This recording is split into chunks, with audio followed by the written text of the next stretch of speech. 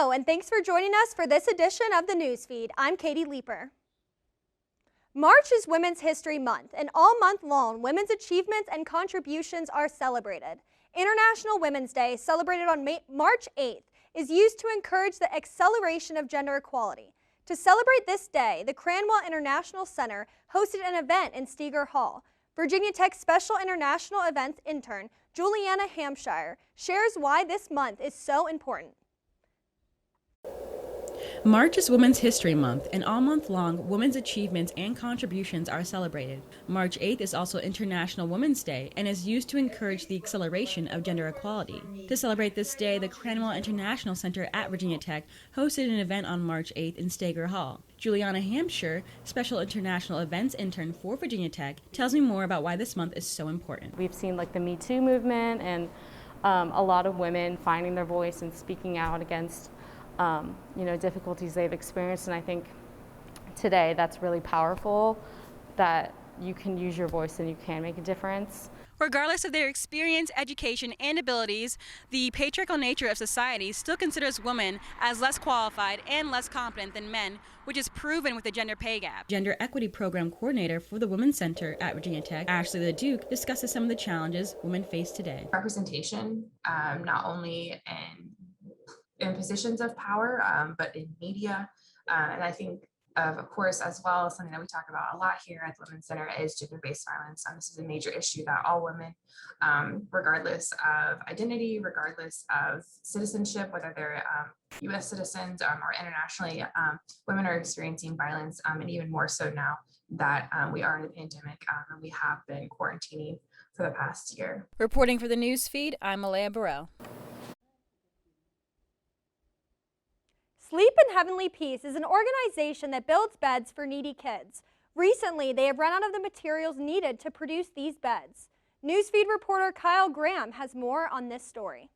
Sleep in Heavenly Peace has made it their mission to ensure that no child gets left without a bed to sleep in. However, recently that mission has become much more difficult to complete. Paul Mealy, president of the local branch, says that they rely on sponsors in order to raise the funds to allow for the builds, as well as pay for the materials needed to provide these children in need with a new comfortable bed to sleep on. We rely on sponsors and volunteers to build beds. I and the few chapter members we have can't build all the beds and pay for all of them. So we rely on donations, not just from our great national sponsors like Lowe's Corporation and Northern Tool and Lucid Mattresses. Paul, along with the rest of the New River Valley branch of Sleep in Heavenly Peace, are looking for sponsors and donors in hopes that one day they can move out of a storage unit like the one here behind me into an office, which will allow them to have a warehouse where they can store more product, more wood, more supplies, so that they can make more beds for children that are in need. The foundation also relies on volunteers to actually put the beds together in the first place. Former student Caitlin Sneed talks about how she came to be a member of the Sleep in Heavenly Peace family. I found their organization through the Blacksburg Facebook page. Somebody posted about it, trying to, I think, raise funds or get more people involved. And with COVID, it was, tough to find things to get involved with. Without sponsors, Paul and the rest of his crew will be unable to continue with the bed building process, and they are looking for all the help that they can get in making sure that no child sleeps on the floor in his town. Reporting from the Newsfeed, I'm Kyle Graham. The coronavirus pandemic has made it difficult for many businesses, especially gyms, to safely operate. But recently, gyms were given the green light to reopen. Even though gyms are allowed to reopen, there are strict regulations in place to help stop the spread of the coronavirus. Gyms such as McComas Gym on Virginia Tech's campus requires people to wear masks, social distance, and sanitize workout equipment after use. People are also required to schedule an appointment for the gym in advance, which is a much different experience for regular gym goers. A Virginia Tech student shares her experience going to McComas Gym. Besides just the machines being further apart and you having to wear a mask, but relatively once you're there, it doesn't change very much. But the signing up thing definitely changes, because you can't just be oh, I'm gonna go to the gym now. You kind of have to be ahead of the game. Although the coronavirus pandemic has made certain activities like going to the gym different, people are adapting to these changes the best they can during these unprecedented times. Virginia Tech requires students to live on campus their freshman year of college in order to promote academic success and a sense of community.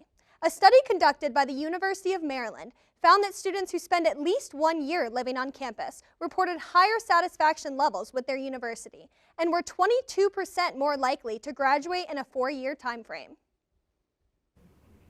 This study was conducted before the pandemic forced universities to adopt new safety guidelines in their residence halls. Due to these unforeseen circumstances, Virginia Tech has temporarily waived the first-year living requirement.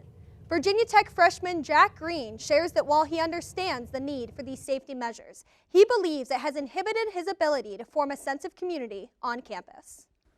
I got in trouble for having 5 people in my dorm, which is kind of ridiculous because all we hang out together all the time, so like why can't we just hang out in the dorm together?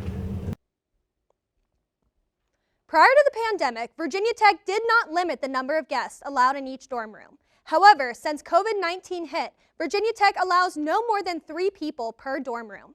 Failure to comply with these safety precautions will result in written warnings and potential suspension. On January 21st of this year, the Blacksburg Town Council voted to pass an ordinance that would ban firearms in public places. Starting the 1st of March, that ordinance officially went into effect. Newsfeed reporter Ian Hatcher has more on this story. March has not only brought warm weather to the Blacksburg area, but it marks a huge step in the right direction. Way back in January, the Town Council voted unanimously to approve an ordinance prohibiting concealed carry in certain public spaces and buildings. A concealed carry license, in the eyes of many, is a form of protection. Mason Hudson shared with me why he has his concealed carry license. In the case of some crazy lunatic comes in with a gun and tries shooting up a store, shooting up a school, or whatever the case is, I feel safer having a gun on my person. Blacksburg is the home of Virginia Tech, where 33 lives were lost almost 14 years ago to gun violence right on its campus. Virginia Tech has gone a long way in ensuring that their lives aren't forgotten, and it's obvious the Blacksburg Town Council hasn't forgotten. Anybody who was here in 2007 was touched. It remains a small town, and our lives were personally affected by what happened. As of March 1st, the ordinance is officially in effect, and there have been a couple early adopters. The municipal building and Blacksburg Motor Company, who are neighbors on South Main Street, are early examples of town-operated spaces where the ordinance is officially in effect. The necessary signage has been posted and notifies visitors of the ordinance at their primary entrances. Reporting for the Newsfeed, I'm Ian Hatcher. Just ahead on the Newsfeed, we'll discuss how athletes are handling competing without fans in attendance.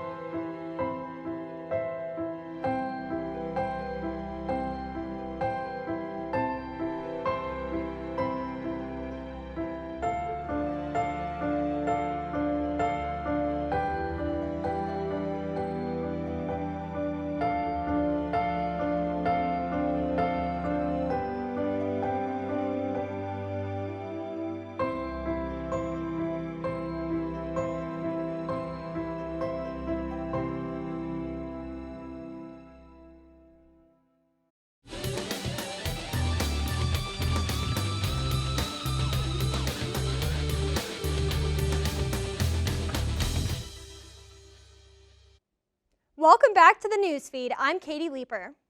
With spring quickly approaching, the class of 2021's time at Virginia Tech is coming to a close. While seniors are starting to get excited for graduation and all that entails, large gatherings still pose many safety concerns in the midst of the pandemic. Newsfeed reporter Meredith Topian is in our newsroom to share more on this story. That's right, Katie. For the second year in a row, Virginia Tech's spring graduation ceremony will be held online due to the ongoing coronavirus pandemic. This leaves seniors the option of whether or not they wish to purchase a cap and gown. Cap and gowns are not on sale for purchase. Oh my God. Cap and gowns are now on sale for purchase at Virginia Tech's bookstore. This follows the recent announcement that graduation will be held virtually this May. Seniors are disappointed and some may not feel the need to purchase a cap and gown without the in-person ceremony. However, many seniors have already purchased their cap and gown or are planning to. VT Bookstore HR Manager Ken Keeling touches on the sales thus far and explains why he personally thinks seniors should make the purchase. Sales are down across the board, but I do believe that they're up from spring of last year. You're never going to get that endorphin rush again. That sense of pride and accomplishment when you put on that cap and gown, you've worked hard for it, you deserve it. A typical Virginia Tech graduation is hosted in Lane Stadium filled with friends and family members cheering their graduate on. In spite of the online event, Keeling says that around 800 cap and gown sets have been purchased so far. He says that they are available for online order at herfjones.com if you are unable to stop by the bookstore to pick one up. Keeling expects to see a large spike in graduation regalia sales at the upcoming graduation fair. This fair is set to take place the week of March 22nd. Reporting for the news feed in the newsroom, I'm Meredith Topian. Back to you. Thanks, Meredith. In other news, due to the coronavirus pandemic, athletes have lost one of the most important components of competition, the fans. Many athletes say they miss the support and energy the fans provide, but they are thankful to have the opportunity to play again. Newsfeed reporter Casey Barrett has more in this next story. Due to COVID-19, athletes have been playing without audiences. VT wrestler Joey Prada says it's been a challenging experience. Finding the self-motivation to try and get myself to wrestle at my peak performance without the fans there motivating me and without everyone else taking this year as serious is kind of what I've struggled with this year. Playing without fans has created a new atmosphere for the athletes, especially for the growing VT wrestling community. The past couple of years, we've been a top 10 team in the country, and more people are coming to watch our matches. And this year, without being able to have fans here, it's kind of set that back a little bit. Today's games still run as if they had an audience, and to compensate for the silence, crowd noises are played through the speakers. But for Austin Cannon, he says it will never equate to the real thing. I think that was very weird, like hearing Enter Sandman and like it's just like echoing in the stadium. While athletes do miss the opportunity to play for an audience, most of them are just happy that they finally got a chance to play again. I'd rather play with no fans than not have a season at all. Reporting for the Newsfeed, I'm Casey Barrett. With the difficulties everyone has faced this past year, it's really great to hear some good news every once in a while, especially when it comes to honoring women during Women's History Month. The EMCVT division at Virginia Tech has just elected the new general manager of Virginia Tech's very own student-run radio station, WUVT. Newsfeed reporter Madison Dempsey has more on this story. Virginia Tech is widely known for its amazing college life, town, athletics, and academic departments. But what really makes Virginia Tech everyone's home is the students. You are on a different level to me than, like, honestly, even just like a coworker, like at my job. Like, they're just on a different level to me, and like I consider them family. Catherine McCardle is only one of a handful of female general managers of the radio station since WUVIT was founded in 1969. Like, she had this planned before she even came to campus. Like, she knew that she wanted to be general manager of WUVIT. But even after talking about her experiences and accomplishments, Catherine tells me although it is the outside of WUVIT that draws you in, it's the inside that makes you feel at home. After speaking with the rest of WUVIT staff, her co-workers say her work ethic, drive, and personality are going to light a fire within WUVIT and dominate this position. They like took a chance on me, and like that's something that I hope I can like have someone else feel is like, oh, Catherine took a chance on me, and here I am. Reporting for the Newsfeed, I'm Madison Dempsey.